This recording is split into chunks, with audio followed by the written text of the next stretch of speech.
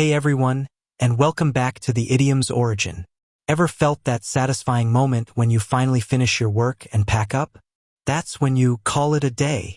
It's a simple phrase for stopping work, but what's its straightforward working-class origin? Let's find out.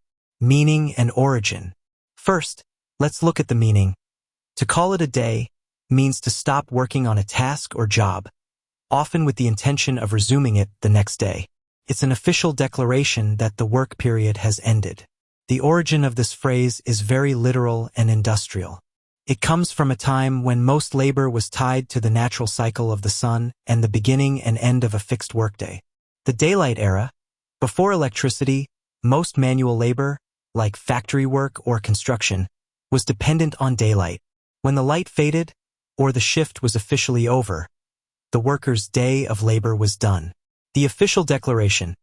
The idiom began to gain popularity in the 19th and early 20th centuries, particularly in American factories and workplaces.